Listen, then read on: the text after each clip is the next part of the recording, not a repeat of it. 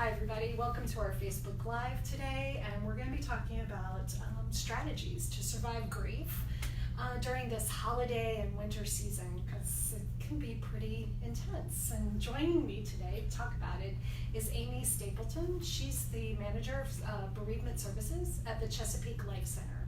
So thanks for coming and chatting with me. My pleasure. So I think the very first thing I want to try and get into is sort of why is it that grief is so much more challenging during this time period, during the holidays and the winter months? You know, Tammy, I think a lot of that has to do with the contrast of the season. If you're grieving on the inside, but everywhere around you is kind of screaming, be happy, be joyful, be festive, and you're not feeling it, it's a heavy load to carry that grief. So that kind of just compounds what you're currently feeling. Yeah. So, naturally, we also experience a change in seasons when there's less light. Nature and winter tend to invite us into darkness. But again, if we're feeling already isolated, if we're feeling kind of already a weight to our grief, the weather around us can often exacerbate that as well. Can kind of just bring you down a little bit. Yeah, so it makes it harder to generate that energy to go out or connect with others or even do the basic things that you need to do every day. So I neglected to mention, if anyone wants to join our conversation, feel free. We appreciate your questions, your comments, strategies that you might have had that help you while you've been grieving. I think one thing that we had talked about before too is sort of the distance between your loss, right? Like grief kind of can evolve and change over time. So if you can just mention something about that a little bit, like, because I'm sure, loss happens to everyone at one point or another, and that can play into the distance, the time period between when you've lost a person and now that we're coming into the holidays. Yeah, so definitely grief changes over time, and the intensity of that grief changes. Often with the holidays, though, we associate this time of year with a lot of traditions in our families. And those traditions naturally look different after a death, after a loss.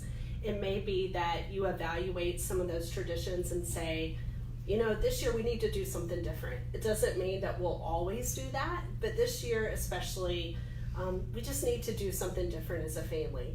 Or maybe you want to do a tradition in honor of your loved one. Maybe it's like cook their special recipe or do something that that they would have enjoyed together. So those traditions can sometimes be a comfort to us, right. And other times they can just remind us even more of our loss. So you kind of just have to weigh that in personally and what fits the best and feels the best for you. Yeah. How does that play in if you have children? Because I'm thinking that probably changes things. It does, and I really, as you know, I have a passion for kids and families, and I think it's so important as adults that we help shape a child's experience of grief by giving them some language to use. If they're feeling sad or if they're feeling joyful, to be able to say that you can feel both in grief and you can feel both during this time of remembering. Even if the people around you are feeling something different.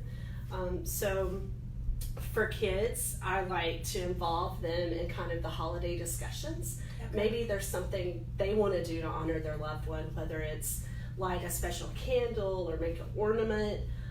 With families, I've often created a snow globe, and inside we'll put a picture of their loved one. And we talk about, grief is like a snowflake. It looks different for every person. So it's a way for them to kind of honor their own grief, but also remember their special person throughout the holidays. And I would think even with that they're not alone, right? That's right. Like multiple snowflakes, and you don't have to hold that grief on your own. Yeah, that's really cool.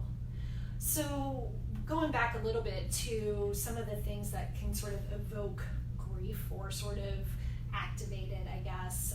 You mentioned the sort of both sides of tradition, right? That can be helpful, but can also kind of be a challenge. Yeah. And just to be mindful of that, and sort of, are there some other specifics that people should be aware of, just from even supporting someone who is grieving, just to be aware? Are there certain things that can stir up grief?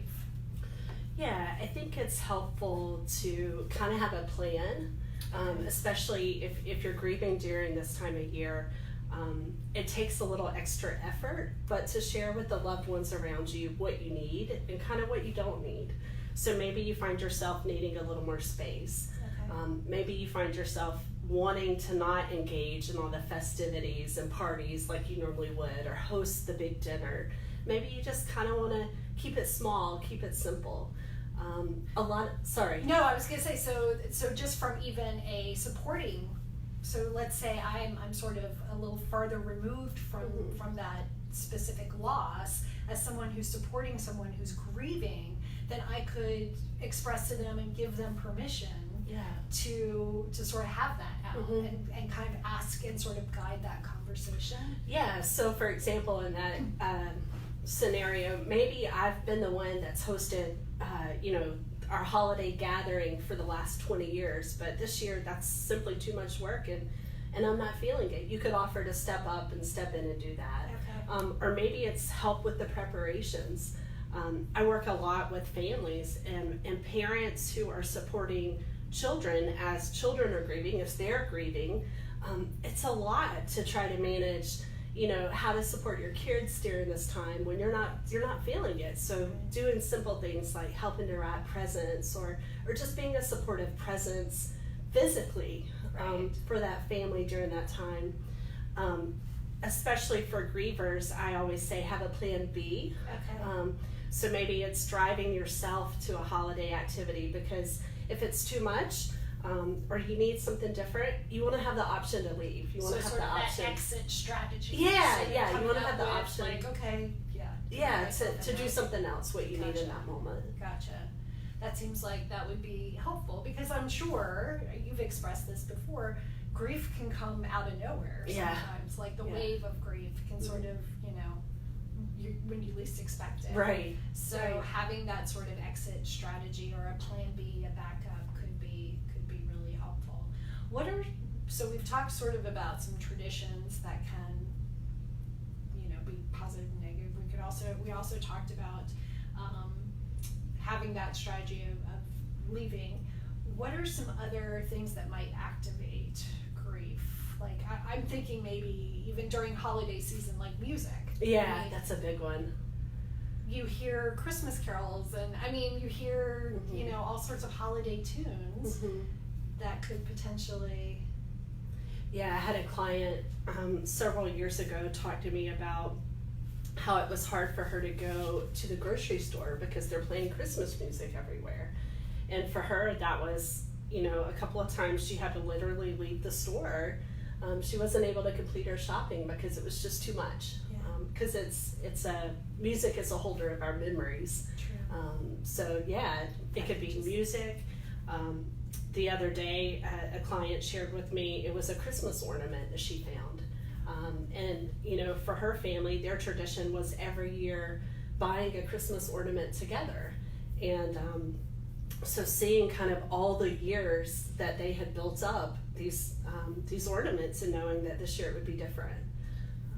So lots of things can activate. Traditions, the music, the food, there's so many wrapped up into, and then let's not forget to mention family and friend time, because you're spending a lot more time generally. Or the expectation is there, right? Everything changes in grief, and part of what we try to do is to find our new normal, whatever that is. And often there is a sense, especially at the holidays, of, well, do we talk about the loved one? Do we honor our grief in that way? Or does everybody kind of not talk about it because we don't want to be sad? And often in families, there's that tension. Right. And kind of not knowing what to do. Well, I'm guessing too, personality-wise, you've got different personalities coming into play there too. So there's probably the one person that wants to, express everything, and then the other person, another family member who's like, no, I don't, it's not comfortable for me to talk about it. Yeah, I find that rituals become especially important during the holidays. Yeah.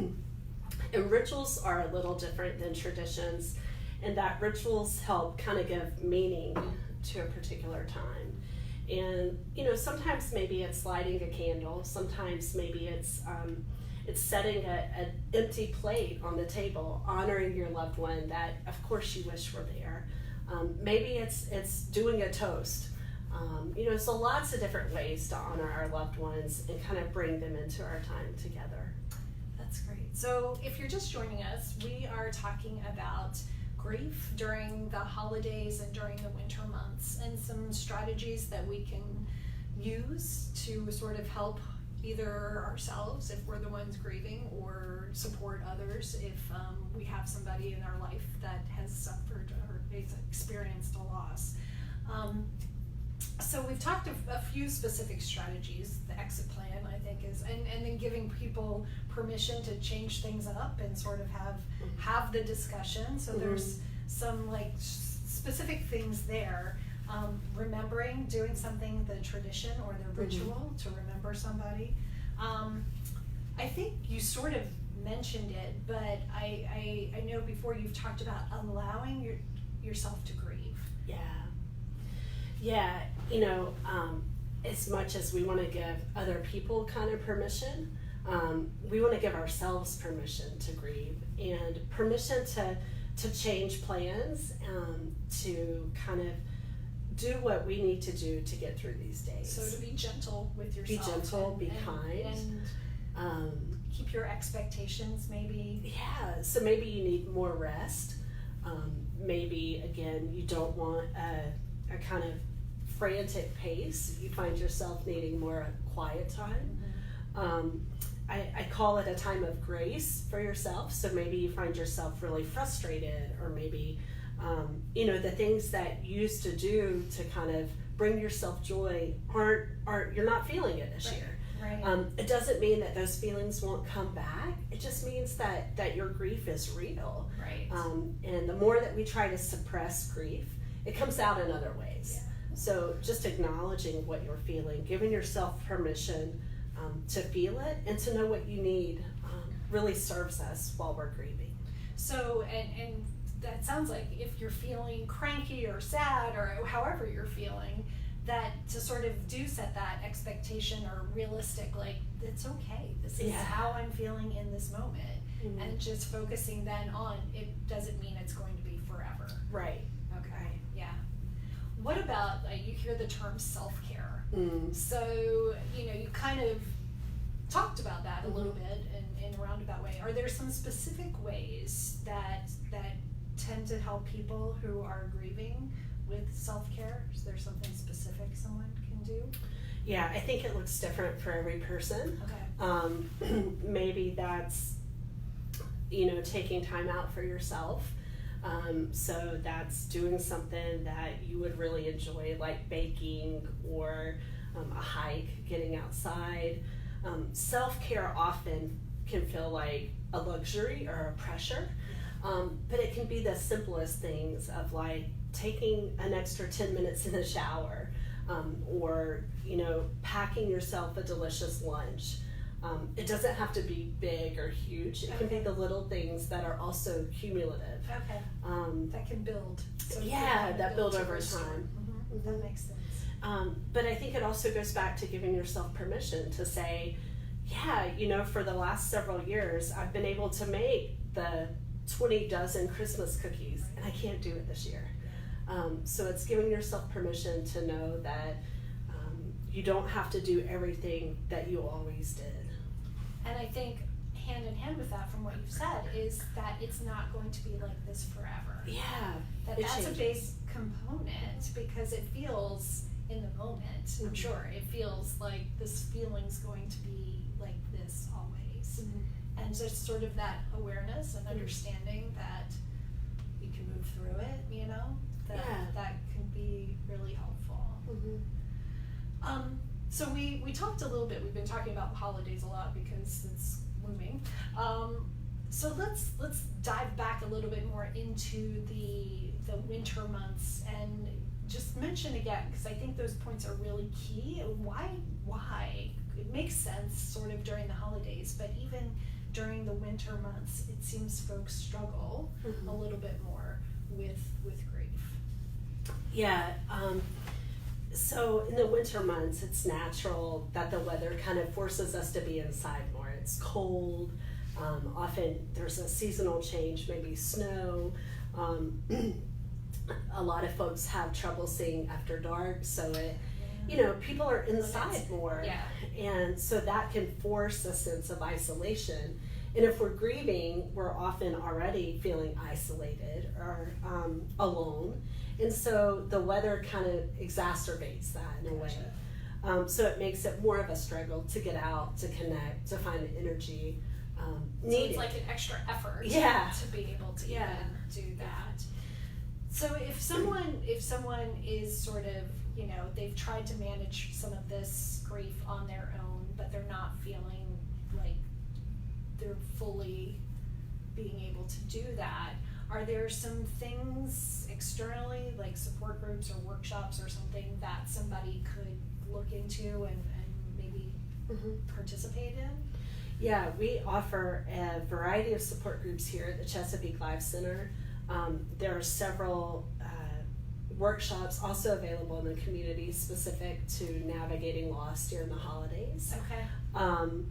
I really like to invite people to show up as you are, knowing that there's no expectations that you're happy and festive, but you can simply come as you are and have your grief honored for what it is. I would think that's powerful. Yeah. To show up and like just that in and of itself would be. Well, it takes a lot of energy to grieve, and often people wear a mask of grief. We have to go to work, we have to take care of our kids, and all that takes energy, and even more so when you're grieving. Yeah. So to have a place where you could come to say, I've had a really crappy day, right. And to have somebody listen to you and not kind of dismiss that, right. That's a real gift. Yeah. It's a real gift. And so we want people to be able to come and connect with other grievers, because often we hear and listen to other stories, a part of our own, and we do hold that hope for each other, of knowing that what we're feeling will not last forever, but it will change over time. That's awesome. So specifically, I think we have some things coming up, talking about mainly focusing on the winter months and living with loss during that season. Can you share a little bit about like what that, when that is and where? I'm really excited about this new program here at the Chesapeake Life Center. It's called Living with Loss Through the Darkness. Okay. And we're going to, instead of kind of pretend the darkness is a bad thing, we're going to honor the darkness, because it's almost like nature's inviting us to go inward. It's nature's invitation to us to become more still and dormant. And in grief, sometimes that can feel like our world. But instead of kind of dismissing that, we're going to invite that, and we're going to embrace that and talk about, even in darkness, in times of distress, what we can be grateful for and learn about ourselves, and how we can kind of honor our grief in those ways. So we have 2 events coming up. Okay. One is January 16th in our Largo office, and that'll be from 6 to 8 p.m. The other is February 6th here in Pasadena, and that'll be from 6 to 8 p.m. as well. Okay. We'd love to invite people to come to that. You can register online or by giving us a call. And I look forward to seeing you there. Okay, that's awesome. There is a nominal fee. $10. $10, okay. And registration's required. You can't just show up the night of or whatever, just for planning purposes. Okay.